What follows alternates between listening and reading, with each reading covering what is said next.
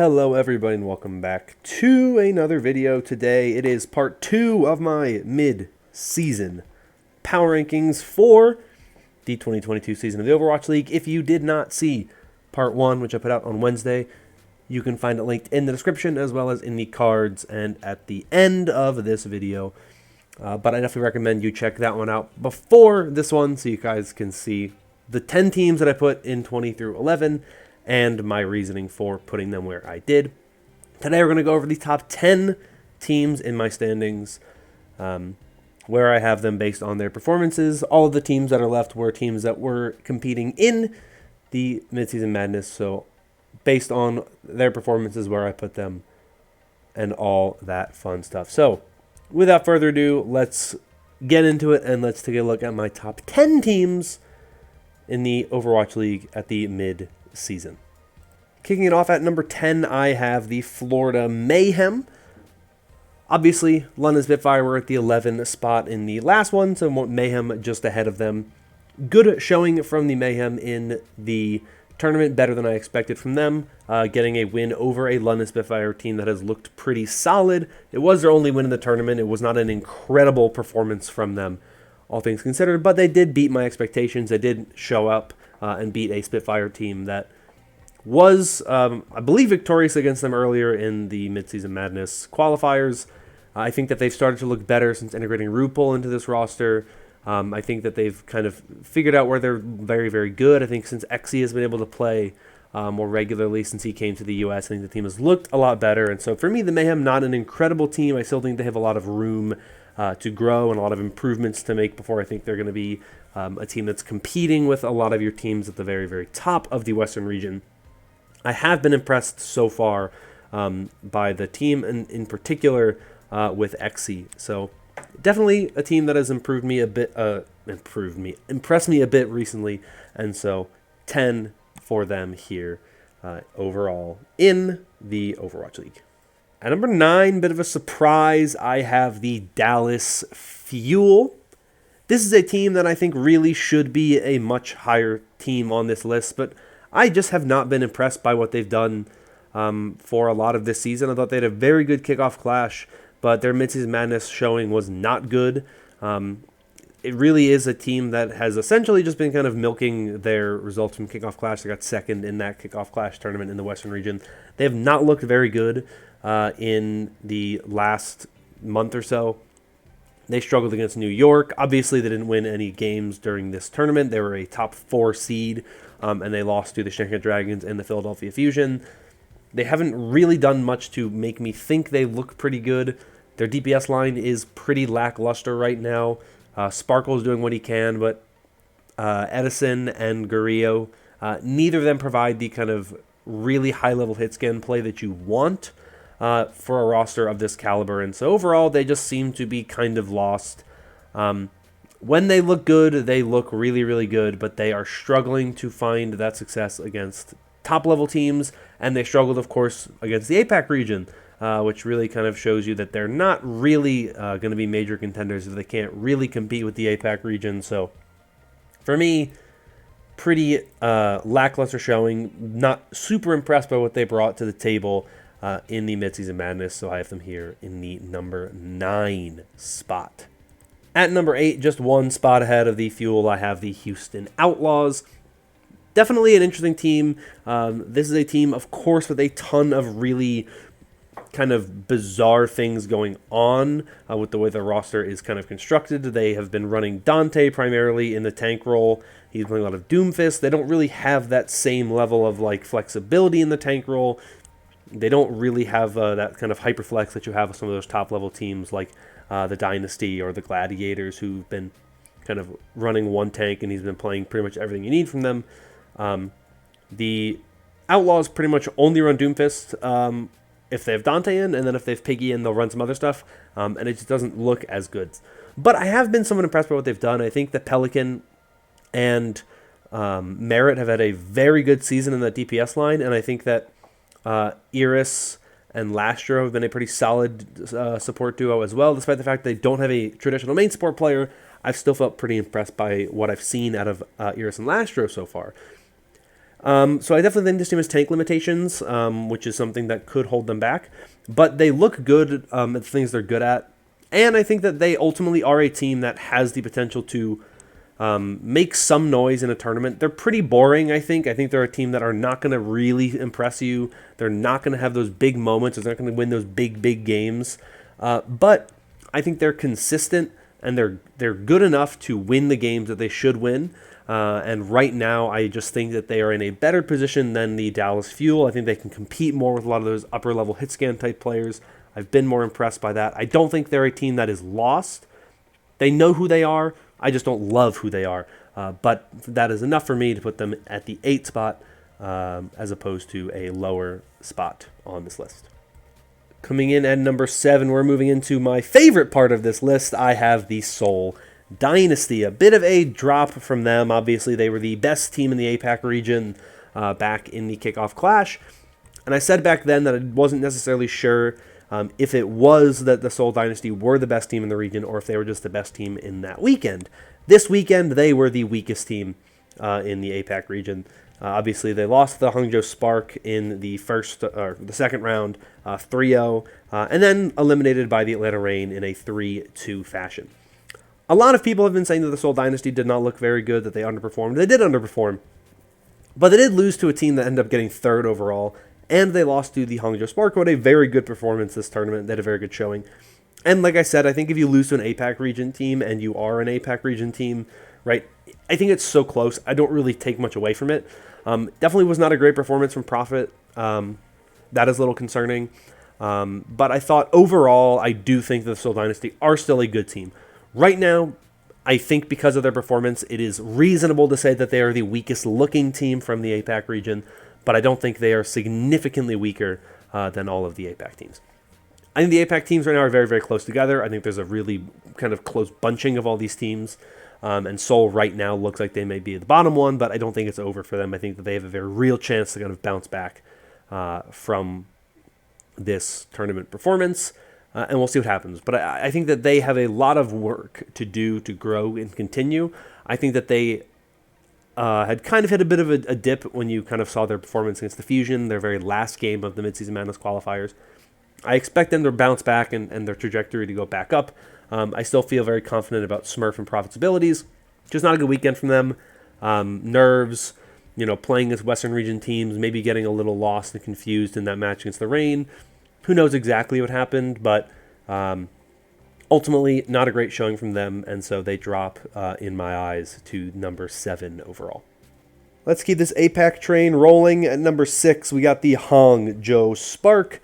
Good showing from them this tournament, of course, beating the Seoul Dynasty in a game that was maybe a little bit of a surprise for a number of people, making it decently far in the tournament as well. I believe they finished like 5th, 6th, so top half of the tournament, very good showing from the Hangzhou Spark. Shai has been very impressive this season. He really is kind of the part of this team that has been the piece to really watch and really kind of keep an eye out on, because he has been very good on that Sojourn. I mean, his Sojourn numbers were absolutely incredible, and he had a good performance in this tournament as well. Definitely a team that has a lot of potential, though I think when you kind of compare them to the other two teams who did well in the APAC region, I think we look at Hangzhou a little bit more positively, potentially, than a team like Shanghai, who I have ahead of them, obviously, because I haven't mentioned them yet. But I think that what I really want to give credit to these other teams that I don't necessarily think Hangzhou has nailed as much yet is just that ability to perform consistently in tournament environments. They struggled a lot during the kickoff clash. They went 0-2 in the kickoff clash. They had a good showing this tournament, of course. Win over the Philadelphia Fusion, a win over the Seoul Dynasty early on, really kind of propelled them into a spot where they could get in that top 6 of the tournament. I want to see kind of how this roster moves on as we go forward. I want to see them, potentially try to take that next step. The spot for who is the top team in the region is wide open right now. And I think the Spark are a team who really can take that spot up and definitely have the potential to be that team that takes the number 1 spot. But I haven't really seen them compete at a high level in tournaments yet. This is their best showing yet by far. I'm impressed by what they did, and I give them the edge over the Dynasty because I think they played as very, very well. But I'm not quite ready to put them any higher because I need to see them do this again. They need to see them be more consistent.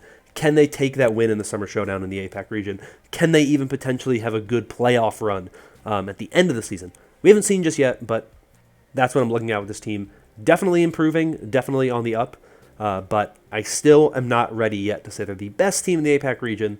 So this spot here at number 6 feels right to me. Moving into the top 5, at number 5, I have the Shanghai Dragons.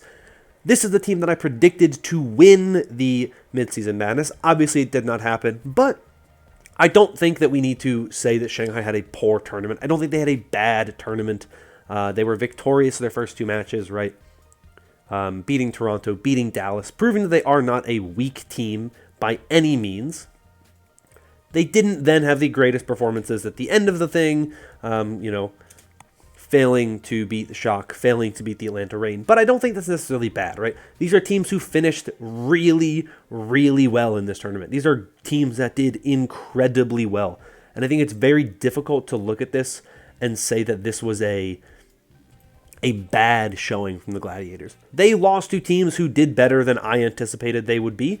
And I thought that the Shanghai Dragons had a pretty good run overall.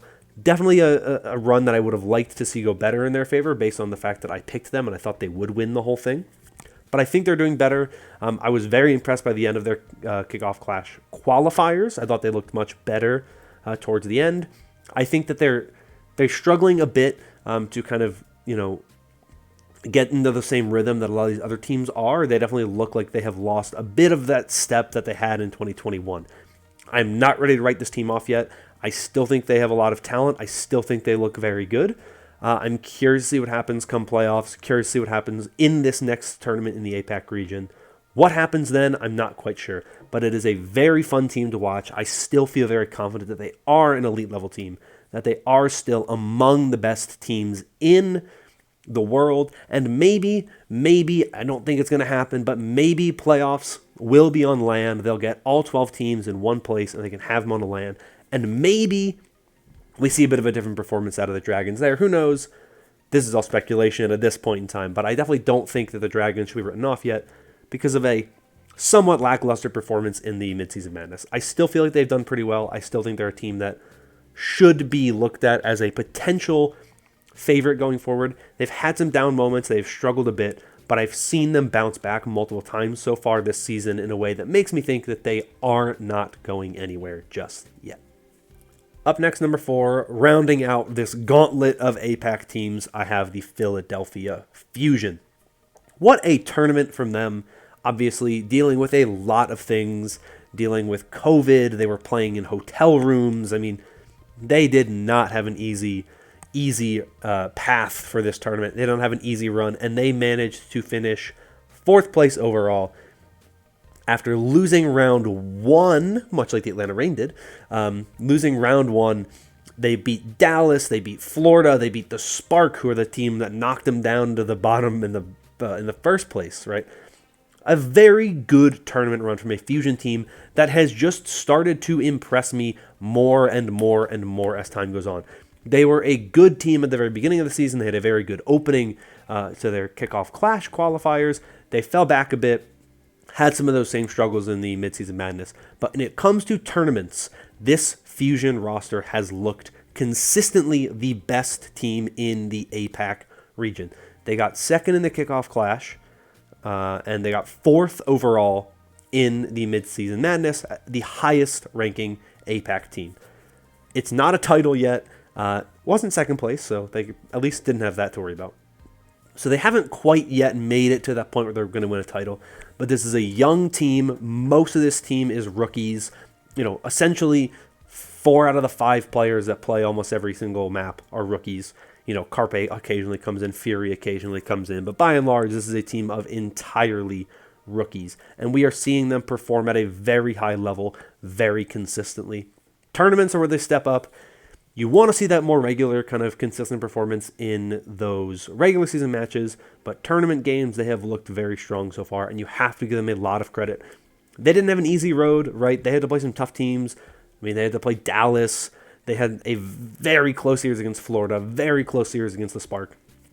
Definitely a team that I think has gotten a lot better. They had that big win against the Seoul Dynasty going into the Midseason Madness, which I think really was the win that really kind of started them on a potential trajectory upward.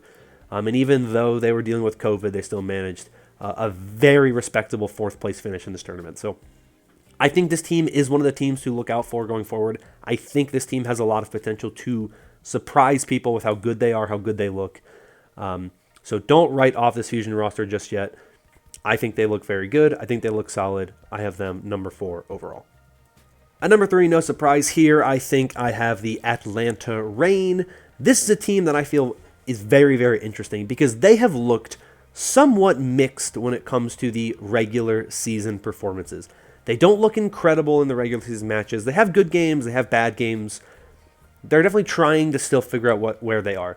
But I also think this is a team that doesn't put the same level of emphasis on regular season matches as they do tournament matches.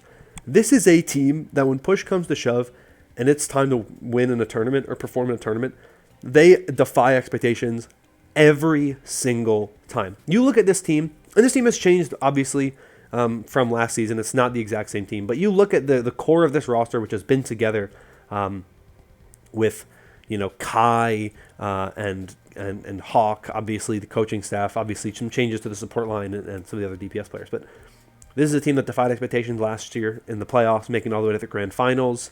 They made 3 out of the 4 tournaments in 2021. They finished 3rd in the Midseason Madness. They finished 3rd in the Kickoff Clash in the Western region. This is an Atlanta Reign team that is proving themselves to be a very good and very competitive and solid team here in the Western region, particularly in tournament matches. What we need to see from the Atlanta Reign, of course, is they take that next step and that they can actually get to the finals and win the finals of a tournament. They have not done that in their entire history. Definitely some concerns about their losses to the London Spitfire so far this season, though I think the Spitfire just match up well against the Reign, and it's less that the Reign are bad. They just don't have a good matchup there. Definitely want to see a lot more performances out of the Reign where they can get some of those wins. They can get closer to an actual tournament finish and finals, and maybe that'll happen in the summer show. Now, maybe they surprise everybody at the end of the season, but I've been impressed so far by this team. I'm definitely curious to see how they can finish off this season as we go into the second half. But right now, I think you have to put the Reign top 3 based on what they did this tournament, running a gauntlet of APAC teams, beating some other teams in here as well, who have been pretty good so far this season. Definitely been exciting to watch them play, and definitely excited to see where they go from here.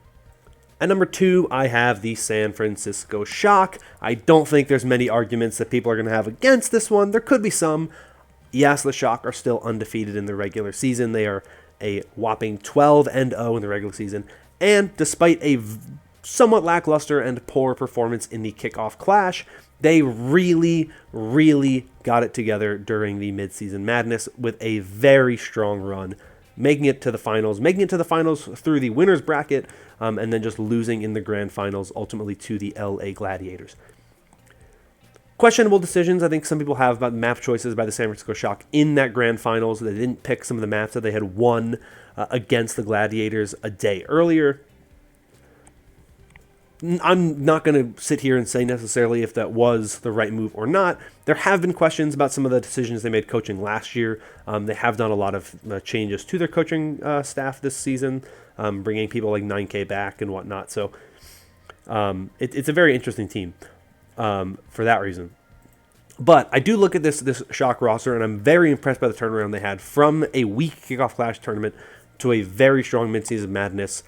Getting that tank line more well-rounded, it is something that was a criticism and definitely the biggest weakness they had in the first tournament cycle, kind of gone now.